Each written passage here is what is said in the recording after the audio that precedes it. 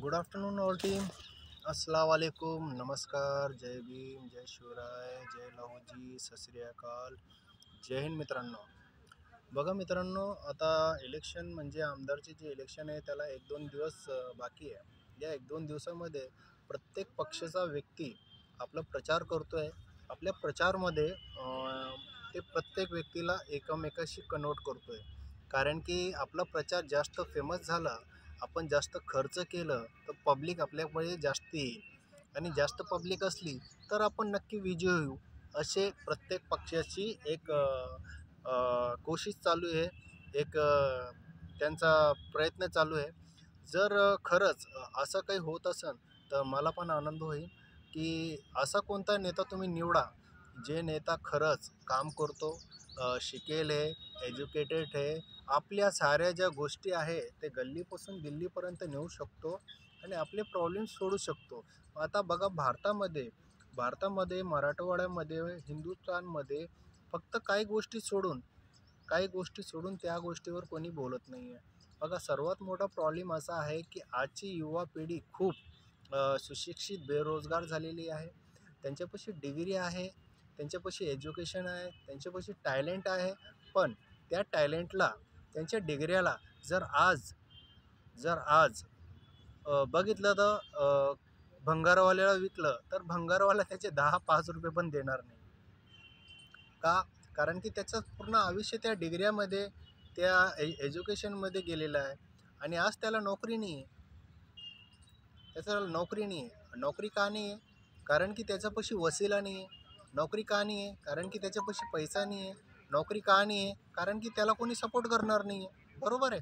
आणि आजकालचे नेता लोक जे फक्त काय करतात, इलेक्शनचं काही दिवसापूर्वी फक्त ते एक स्कीम देतात की नाही, आम्ही तुमच्यासाठी नोकऱ्या देऊ, आम्ही तुम्हाला कामगार देऊ, आम्ही तुमच्यासाठी हे करू, ते करू, असं करू. फक्त काही दिवसापूर्वी, इलेक्शनच्या 2-3 महिन्यापूर्वी अशी ते काही स्कीमा देऊन टाकतात, शब्द देऊन टाकतात आणि इलेक्शन संपल्यानंतर ते गायब होऊन जातात.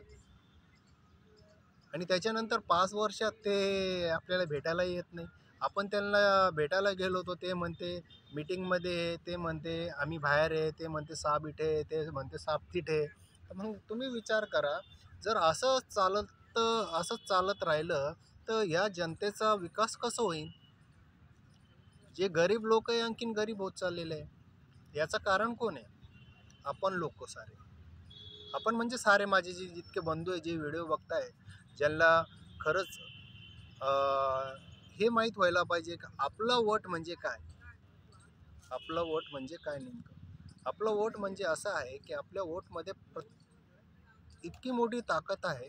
वोट म्हणजे डॉक्टर बाबासाहेब आंबेडकरांनी जे संविधानात वोट टाकायचा अधिकार आपल्याला दिलेला आहे, तर याचा अर्थ असा आहे की आपला वोट काही 100, 200, 500, 1000 रुपयाला विकण्यासाठी नाही आहे. आणि जे लोक 100, 200, 500, 1000 रुपयासाठी, काही गोष्टीसाठी, बिर्याणीसाठी, दारूसाठी जर ते आपलं वोट विकत असन, तर तुम्ही सांगा, असे व्यक्ती किती टॅलेंटेड आहे, किती हुशार आहे. म्हणजे त्या लोकांना आपली फॅमिलीचं, आपली कुटुंबाचं, आपल्या गावाचं, आपल्या तालुक्याचं, आपल्या जिल्ह्याचं, आपल्या भारताचं काही घेणं देणं नाही. म्हणजे 1000-500 रुपये दिले म्हणजे संपलं. मी हे व्हिडिओ त्या लोकांसाठी बोलतोय, जे लोक आपलं मत विकतात. हे व्हिडिओ त्यांच्यासाठी आहे. तर माझ्या अशा व्यक्तींना विनंती आहे, गुजारिश आहे, प्रार्थना आहे की प्लीज तुम्ही जे आत्तापर्यंत जे केलं, ठीक आहे केलं, याच्यानंतर करू नका. कारण की येणारी पिढी खूप कठीण जाणार आहे. बघा आजच्या फील्डमध्ये एज्युकेशन आहे पण कामधंदा नाही आहे. डिग्री आहे, नोकरी नाही आहे.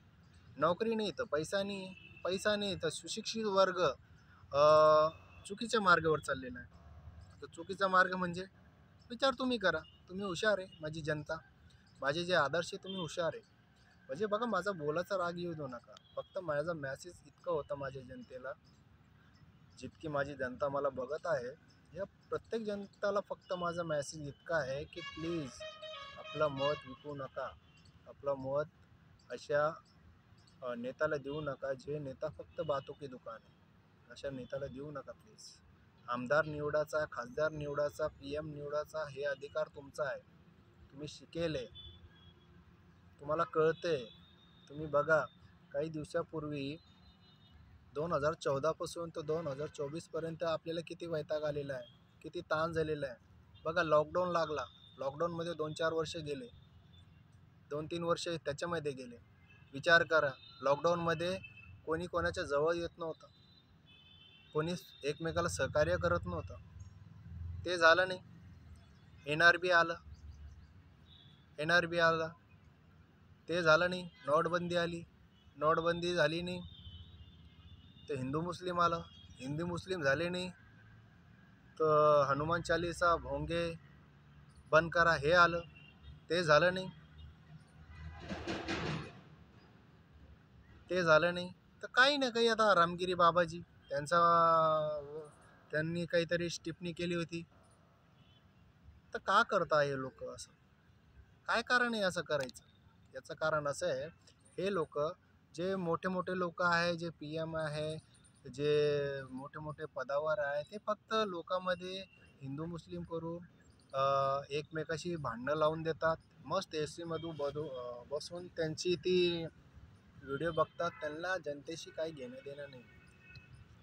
आणि जनता पण किती हुशार आहे, इतकं करून सुद्धा जनतेला जे पाहिजे तेच करतात. बघा, आजकालचं जे वातावरण आहे खूप कठीण आहे. आता तुम्ही बघू शकता की काही दिवसापूर्वी एकनाथ शिंदेजींनी, अजितदादा पवारनी यांनी जे एक स्कीम राबवली होती, लाडकी बहीण योजना. या योजनेच्या अंतर्गतामध्ये तुम्ही बघू शकता की त्यांनी प्रत्येक महिन्याला 1500 रुपये महिना असं त्यांनी डिक्लेअर केलेलं आहे, बरोबर आहे. आणि याच्यामध्ये आत्तापर्यंत त्यांनी 7500 रुपये प्रत्येक लेडीज, जे माझी माता, माझी बहीण, माझी सिस्टर, माझी जितकेही आदर्श आहे महिला, सगळ्यांना दिलं. का दिलं? याच्या पाठीमागे एक असं होता की इलेक्शन येणार होते. आणि इलेक्शनपूर्वी दिवाळीची जर मिठाई माझ्या लाडकी बहिणीला दिलं नाही तर लाडकी बहिणीला राग येईल. आणि राग आला तर ते भावावर राग येणार, आणि रागवले ते म्हणजे आपला विषय संपला. आता बघा, इकडून पैसे प्रत्येक महिलांना एकनाथ शिंदेजींनी, अजितदादा पवारनी यांच्या स्कीममधून दिले.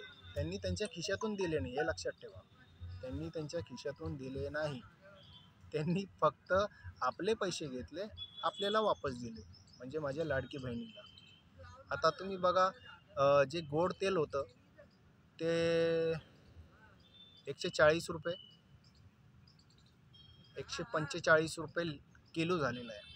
जेव्हा की तोच गोड तेल 105 रुपये किंवा 115 रुपये किलो होता.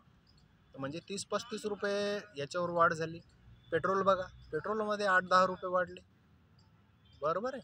आता तुम्ही चहा बघा, चहा कधी 5 रुपयाला होती, कधी 6 रुपयाला होती, आता चहा 12 रुपयाला झाली. तर बघा किती आपली तरक्की होती आहे. आणि आजकालची जी युवा पिढी आहे, त्यांचं काय ते वेगळेच मार्गाला चाललेले. शिक्षण असून नोकरी नाही, नोकरी असून पैसा नाही. मग तुम्ही सांगा, शिक्षण केल्यानंतर अडाणी लोक, आज ते PM आहे, मुख्यमंत्री आहे, मंत्री आहे, पार्लमेंटमध्ये असे भरपूर काही लोक आहे ज्यांच्यापाशी डिग्र्या आहे, ते पण फर्जी आहे, डुप्लिकेट आहे. पण ते आज पुरं राज्य, पुरा भारत चालवत आहे. कसं होईन या भारताचं, कसं होईन या देशाचं, कसं होईन या हिंदुस्थानचं? तुम्ही विचार करा, चांगल्या व्यक्तीला वोट करा आणि असा नेता निवडा जे खरंच शिकेल आहे, एज्युकेटेड आहे, जे आपल्यासाठी कधीही तयार आहे. असा नेता निवडा तुम्ही, ही माझी विनंती आहे.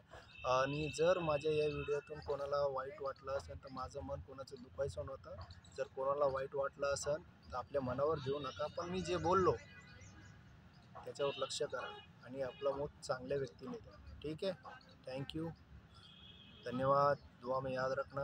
अस्सलाम वालेकुम, जय भीम, सत श्री अकाल, जय लवजी, जय शिवराय, जय हिंद. मित्रांनो, अपना ख्याल रखना. ओके.